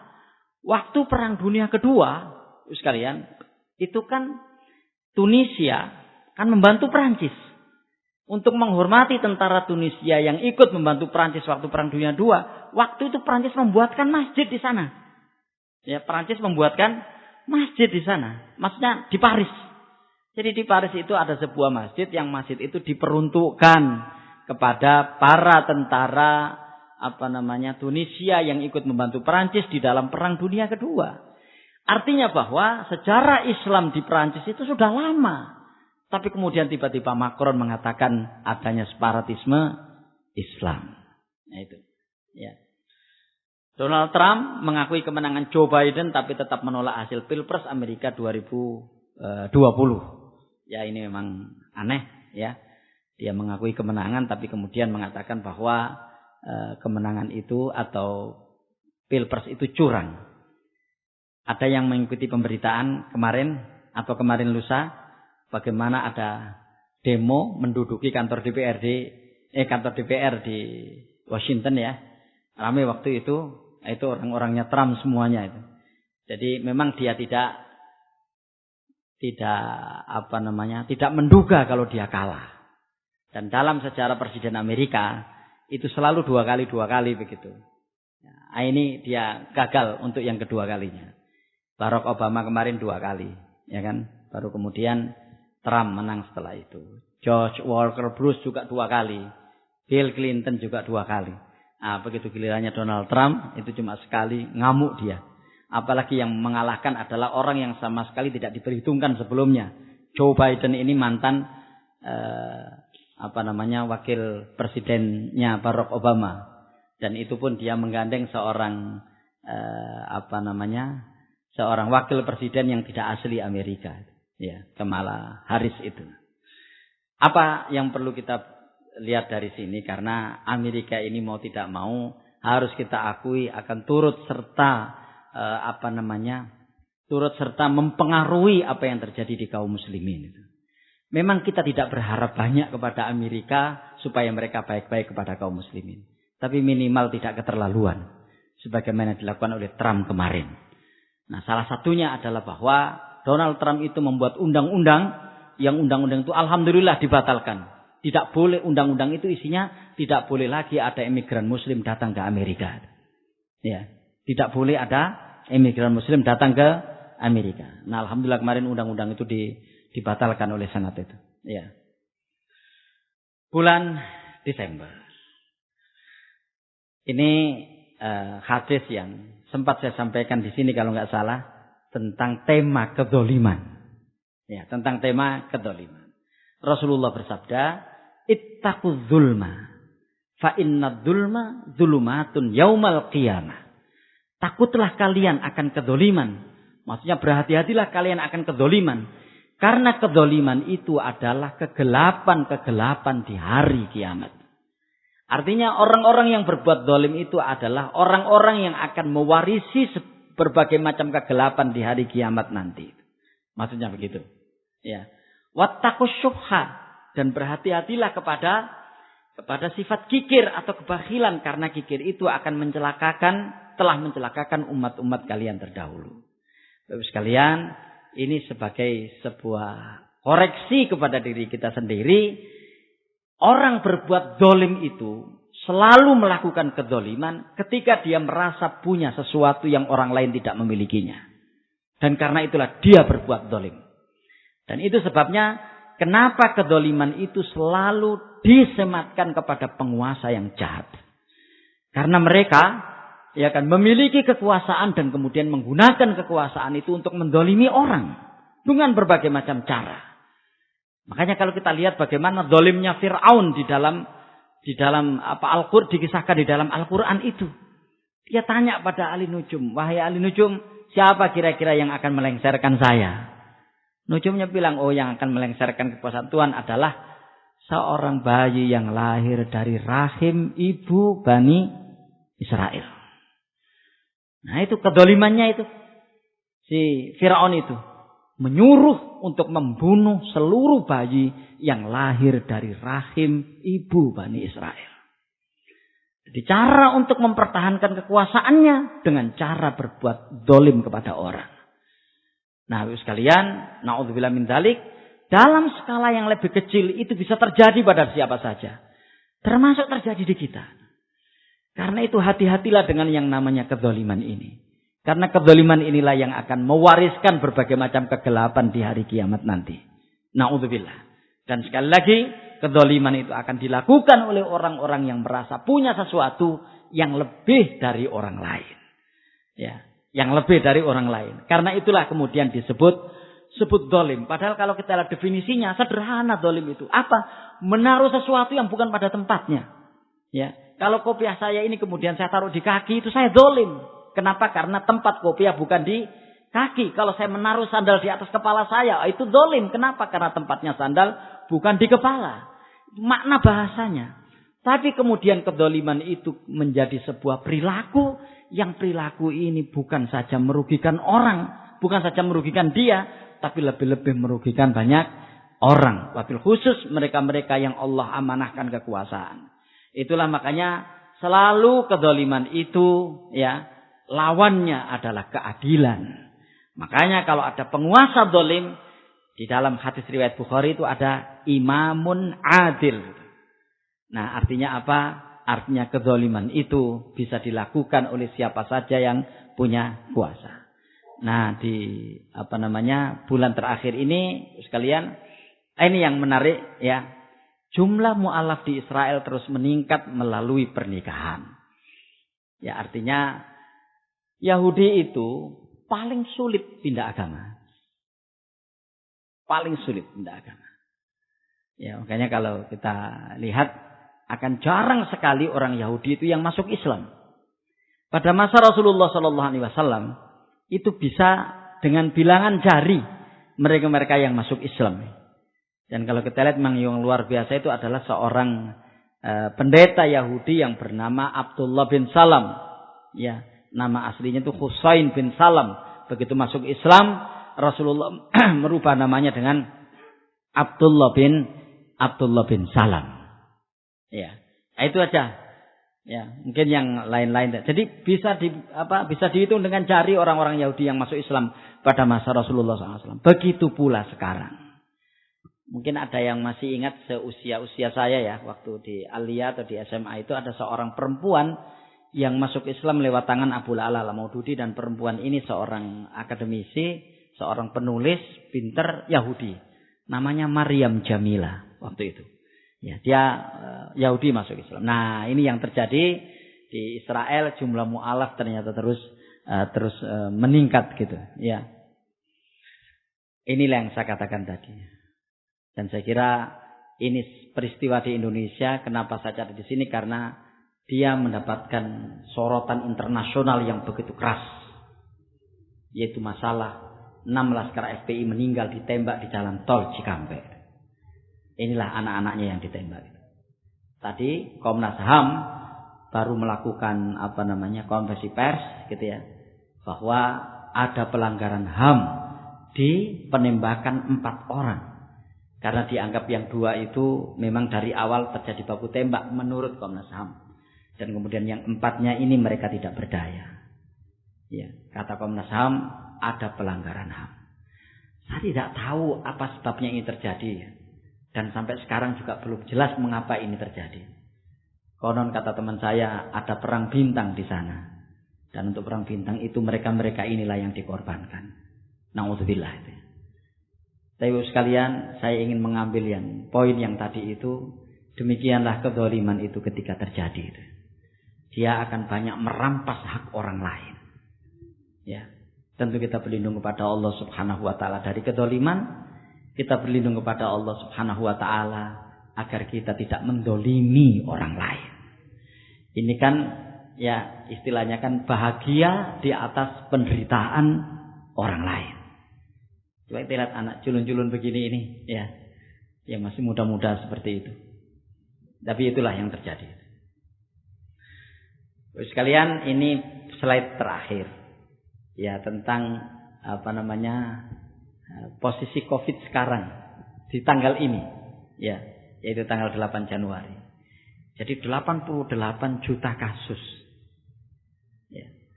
Jadi dari 88 juta kasus itu 63 jutanya dinyatakan sembuh. 1.900.000 lebih ya meninggal. Nah, negara-negara di dunia inilah 5 ranking negara yang penderita COVID terbanyak. Pertama Amerika, ya saya lupa tidak menyertakan angkanya ya, agak panjang soalnya. Yang kedua India. India ini menyalip Brazil. Beberapa bulan Brazil itu nomor 2. Ya, sekarang India menyalip Brazil dan di posisi kedua. Kemudian yang keempat adalah Rusia dan yang kelima adalah Inggris. Ya. Dan ini termasuk negara-negara yang memang berpenduduk banyak. Ya. Amerika itu banyak penduduknya, India bahkan kalau nggak salah nomor 2 setelah China ya. Brazil ini negara dengan penduduk terbesar di Amerika Latin, ya Rusia kita tahu sendiri ya. Kemudian Inggris. Nah, Indonesia nomor 21 dari 220 negara di dunia. Apa yang menarik? Yang menarik adalah bahwa tidak ada satupun negara yang tidak kena kasus. 220 negara. Jadi tidak ada satupun negara yang tidak kena kasus. Terakhir yang kena kasus corona itu dan sampai sekarang masih 1 jumlahnya. Itu negara Vanuatu. Vanuatu tahu? Saya juga baru mendengar ada nama negara Vanuatu itu. Vanuatu itu di sebelah timurnya Papua Nugini. Jadi ada negara-negara kecil itu ya. Ada Fiji, ada Solomon dan seterusnya itu ya. Negara-negara kecil itu. Nah, ada Vanuatu di situ. Kecil negaranya. Ya, kita juga nggak tahu ininya gimana di sana. Itu negara terakhir yang terkena COVID. Jadi penderitanya baru 1 sekarang. Tapi memang itu negara kecil, penduduknya cuma ratusan ribu. Memang karena negara ini jarang dikunjungi orang, berada di sebuah kepulauan begitu, dan orang ke sana juga mau apa nggak jelas gitu ya, bukan tempat wisata juga. Ya mungkin itu ya kemudian sehingga jumlah penderitanya masih sangat minim karena tidak menjadi lalu lintas orang. Tapi yang jelas inilah yang menarik Bapak sekalian bahwa virus corona ini ternyata melanda seluruh negara di dunia. Dengan kadarnya sendiri jumlahnya. Nah, Indonesia di nomor 21. Karena itu di bab terakhir yang mungkin ingin saya sampaikan pada kesempatan ini adalah mari kita renungkan firman Allah Subhanahu wa taala di ayat yang ke-105 dari surat Al-Maidah itu. Di situ Allah SWT berfirman begini, ya ayyuhalladzina amanu alaikum anfusakum la yadurrukum man dhalla idza tadaitum ilallahi marji'ukum jami'an fayunabbi'ukum bima kuntum ta'malun Wahai orang-orang yang beriman, jagalah diri kalian. Tidak akan membahayakan kalian ketersesatan orang-orang yang tersesat jika kalian mendapatkan petunjuk. Ya kan? Kepada Allah Subhanahu wa taala tempat kembali kalian, maka Allah akan membeberkan, akan memberitahukan kepada kalian apa saja yang telah kalian perbuat. Jadi di Al-Maidah 105 ini ada 3 koneksitas, ada 3 hubungan yang penting. Hubungan antara keimanan dengan menjaga diri. Ya, jadi ya ayyuhalladzina amanu alaikum anfusakum la yadurrukum man dhalla idza tadaitum. Kenapa penting dihubungkan antara keimanan dengan menjaga diri? Karena kita menjaga diri ini basicnya adalah basic keimanan. Ya, selama ini kalau kita lihat di bab corona ini ya, itu selalu yang disarankan kepada kita, jaga daya tahan tubuh. Jaga daya tahan tubuh. Padahal ketika terkena corona, positif corona, itu yang kena masalah bukan hanya daya tahan tubuh, daya tahan keimanan juga. Ya kan? Daya tahan keimanan juga. Kata teman saya yang dokter itu, stres karena corona itu lebih menyakitkan daripada virusnya itu sendiri. Dan stres ini kan persoalan daya tahan keimanan. Ya kan? Jadi ketika orang kena corona, ya, yang kena imbas bukan hanya daya tahan tubuhnya, daya tahan keimanannya. Karena itulah maka kemudian ya ayyuhalladzina amanu di ayat ini itu dihubungkan dengan alaikum anfusakum. Di mana alaikum anfusakum itu ya efek negatif efek positifnya adalah la yadurrukum man dhalla idza tadaitum. Jika kalian bisa menjaga diri dengan baik, maka tidak akan membahayakan kalian ketersesatan orang-orang yang tersesat jika kalian mendapatkan petunjuk. Artinya kalau kita baik, mempunyai daya tahan keimanan yang tinggi, meskipun mungkin di lingkungan yang tidak baik, kita tetap baik dan tidak ikut untuk tidak baik. Bahkan pada saat yang sama dengan daya tahan keimanan itu, kita akan bisa turut serta mempengaruhi orang untuk berbuat baik. Jadi kalau kita lihat Bapak sekalian, sarana-sarana ibadah di dalam Islam itu ke sana larinya. Masjid yang mudah-mudahan Allah merahmati kita di masjid ini, ya kan? Ini adalah masjid yang untuk menjaga daya tahan keimanan itu. Salah satunya. Dan tempat-tempat ibadah yang lain bagi kaum muslimin itu adalah untuk menjaga daya tahan keimanan ini. Nah, sementara ini kalau kita lihat di masa corona ini ya, itu yang sering jadi fokus adalah daya tahan tubuh. Atau yang sering kita sebut dengan imunitas tubuh. Padahal yang perlu kita jaga di samping daya tahan tubuh, bahkan lebih penting daripada daya tahan tubuh adalah daya tahan keimanan. Kenapa? Karena daya tahan keimanan ini panjang arahnya. Kemana? Ilallahi marji'ukum jami'an fayunabbi'ukum bima kuntum ta'malun. Kepada Allah Subhanahu wa taala tempat kembali kalian, dan kalian akan diberitahukan oleh Allah apa saja yang kalian perbuat. Jadi daya tahan keimanan yang sekarang ini kita miliki Bapak sekalian, penjagaan diri yang berbasis keimanan yang sekarang ini kita lakukan itu jangka panjang. Kita akan membawa daya tahan keimanan ini sampai kita menghadap Allah Subhanahu wa taala di kelak kemudian hari. Dan tentu mudah-mudahan Allah Subhanahu wa taala tetap menjaga daya tahan keimanan kita di tengah berbagai macam kesulitan yang kita hadapi. Assalamualaikum warahmatullahi wabarakatuh.